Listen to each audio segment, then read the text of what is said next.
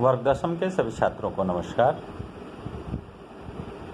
आज हम लोग कृषि लेसन के पार्ट सेकंड को पढ़ने जा रहे हैं। पिछले पार्ट में हम लोगों ने कृषि के प्रकार वगैरह के विषय में चर्चाएं की। आज हम लोग फसल को पढ़ेंगे, सस्य प्रारूप। सस्य प्रारूप को खूब ध्यान से समझेंगे तो सस्य प्रारूप यानी फसल के प्रकार। पहले पढ़े हम लोग कृषि के प्रकार, अब पढ़ेंगे फसल के प्रकार।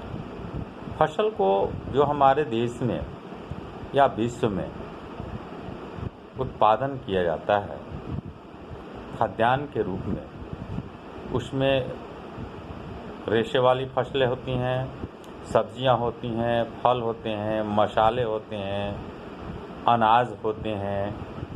ये सब के सस्य प्रारूप में हम लोग यानी फसलों के प्रकार के रूप में बांटकर अध्ययन करते हैं। और ये 3 प्रकार की होती हैं: रबी, खरीफ और जायद। रबी फसलें शीत ऋतु में यानी अक्टूबर से दिसंबर के मध्य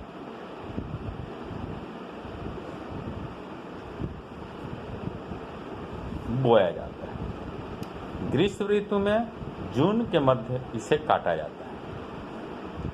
अपने यहाँ ऐसा कहा जाता है कि 15 नवंबर से 15 दिसंबर तक मुख्य रूप से रबी फसल की बुआई होती है और इसकी कटाई गर्मियों के दिनों में होती है। हमारे यहाँ मुख्य रूप से रबी फसलें जो हैं गेहूँ, जौ, मटर, चना, सरसों, ये मुख्य रबी फसलें। यह फसल जो है देश के अनेक राज्यों में या विभिन्न राज्यों में उपजाया जाता है। पंजाब, हरियाणा, हिमाचल प्रदेश, जम्मू कश्मीर, उत्तराखंड, उत्तर प्रदेश गेहूँ जो है यहाँ का मुख्य उत्पादन। महत्वपूर्ण रूप से हमारे देश में सबसे ज़्यादा गेहूं का उत्पादन पंजाब और हरियाणा में होता है। कुछ क्षेत्रों में शीतोष्ण कटिबंधीय क्षेत्रों में भी ये फसलें उगाई जाती हैं, जहाँ फसलों की पैदावार बहुत अच्छी खासी होती है। गेहूं के उत्पादन में पूरे विश्व में अमेरिका 1 नंबर पर और इस तरह से गेहूं के उत्पादन में भारत का स्थान भी 3रे नंबर पर आता है। इसके लिए दोमट मिट्टी चाहिए। जलोढ़ मिट्टी में भी ये कृषि की जा सकती है, इस फसल को उगाया जा सकता है, परंतु दोमट मिट्टी इसके लिए बहुत ही उपयुक्त मिट्टी होती है। जलोढ़ मिट्टी और दोमट मिट्टी में दोनों मिट्टियों में इस फसल को उगाया जाता है, यानी रबी फसल उगाए जाते हैं और अच्छी पैदावार प्राप्त की जाती है। इसके लिए जलवायु जो होनी चाहिए शुष्क और ठंडी, कोल्ड एंड ड्राई। जैसे अब दवाइयों के डिब्बों पर दिखते हुए रखते होंगे store cool and dry place, ठीक ऐसे ही कोल्ड एंड ड्राई मौसम की आवश्यकता रबी फसलों में होती है। बुआई के समय में ऐसे रबी फसलों के अधिकतर बुआई की जाती है, रोपनी नहीं की जाती है। रोपण कृषि ये नहीं होती है। तो इसमें ठंडी के दिनों में ड्राई यानी सूखी ठंडी होनी चाहिए, नमी नहीं वायुमंडल में होनी चाहिए। तो वैसे समय में इसकी बुआई करते हैं, जिसके वजह से इसके बिचड़े में बहुत सी डालियां निकलती हैं। गेहूं का एक बीज डालते हैं, एक पौधे निकलता है, एक पौधे में कई डालियां निकल जाती हैं और पूरा एक बंडल बन जाता है, जिससे उत्पादन अच्छी होती है। और कोल्ड एंड ड्राई प्लेस नहीं रहा, कोल्ड एंड ड्राई जलवायु नहीं मिला, तो ऐसी स्थिति में पैदावार कम हो जाती है। अगला हम लोग अध्ययन करते हैं खरीफ फसल। खरीफ फसल भी विश्व के अनेक देशों में उपजाया जाता है। यह मानसून के आगमन के साथ इसकी बुआई की जाती है, यानी सितंबर अक्टूबर में इसे काट लिया जाता है, यानी गेहूं की बुआई के पहले इसे काट लिया जाता है और जैसे ही बरसात का मौसम शुरू होता है इसकी बुआई की जाती है। ये खरीफ फसल। इसमें आता है चावल, मक्का, ज्वार, बाजरा, अरहर, उड़द, कपास, जूट, मूंगफली, सोयाबीन।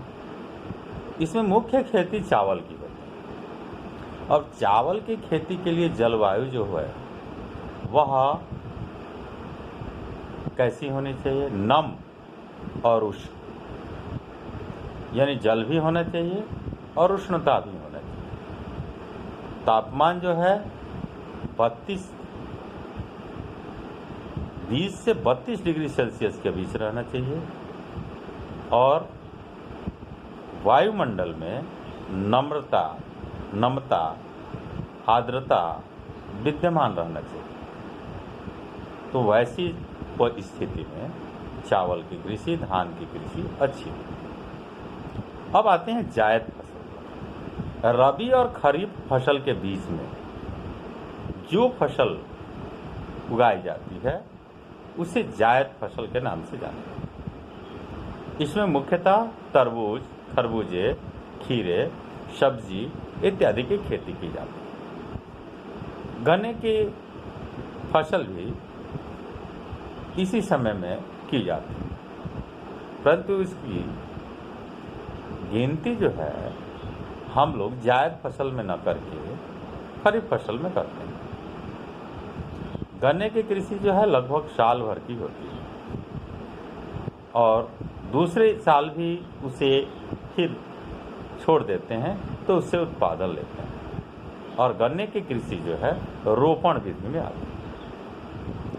अब मिट्टी और जलवायु के अनुसार अलग अलग क्षेत्रों में अलग अलग कृषि फसलों का उत्पादन होता है। अब हमारे यहाँ मोटे अनाज को आपको जान लेना है। मोटे अनाज मिलेट्स के नए रूप में ज्वार, बाजरा भी हमारे देश में उगाया जाता है। ये मोटे अनाज लौह, कैल्शियम, सूक्ष्म पोषक तत्व और भूसी से भरे होते हैं।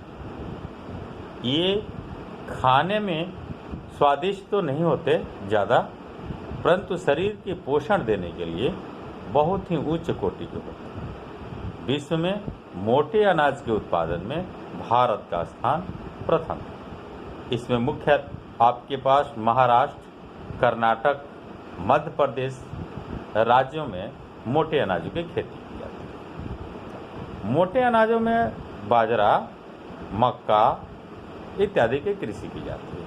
अब मक्के को अगर लेते हैं तो मक्का ऐसा फसल है जो रबी और खरीफ दोनों में आता है। खरीफ फसल जब लगाए जाते हैं उस समय भी मक्के की खेती लोग करते हैं और रबी फसल के समय में भी मक्के की खेती करते हैं। मक्का एक ऐसा खाद्य फसल है जो चारे के रूप में ज़्यादा उपयोग किया जाता है, पशुओं के भोजन के रूप में ज़्यादा उपयोग किया जाता है, मानव के भोजन में भी इसका आज के समय में बहुत उपयोग बढ़ गया है। बहुत से डिब्बाबंद खाने वाली वस्तुएं हैं जो मक्के से आजकल बनकर के बाज़ारों में आ रही हैं। मक्के का उत्पादन रबी फसल में भी किया जा सकता है और खरीफ फसल में भी किया जाता है। आगे हम लोग के यहाँ दाल। भारत जो है विश्व में दाल उत्पादन में सबसे बड़ा उत्पादक देश न होकर उपभोक्ता देश है, क्योंकि भारत में शाकाहारी खाना लोग ज़्यादा खाते हैं और शाकाहारी में सबसे ज़्यादा प्रोटीन की पूर्ति दाल से होती है। दाल में हमारे यहाँ अरहर, उड़द, मूंग, मसूर, मटर, चना ये मुख्य फसल हमारे यहाँ होती है। इसमें कुछ फसलें जो हैं दाल की रबी के समय में लगाई जाती हैं और कुछ फसलें खरीफ में लगाई जाती हैं। तो जो फलीदार फसलें होती हैं, अरहर को छोड़कर सभी दालें वायुमंडल में से नाइट्रोजन लेती हैं और पृथ्वी में, कृषि कार्य में, पृथ्वी में, भूमि में उर्वरा शक्ति को बढ़ा देती है। इसलिए किसान जो है दलहन की खेती प्रत्येक क्षेत्र में अपने कृषि उत्पादन को बढ़ाने के लिए भी करते हैं और कृषि में की उर्वरता को बढ़ाने के लिए आवर्तन रूप से कृषि करते हैं। जिस कृषि खेत में एक बार दाल की खेती करते हैं तो दूसरी बार दूसरे चीज़ की खेती करते हैं। आगे हम लोगों को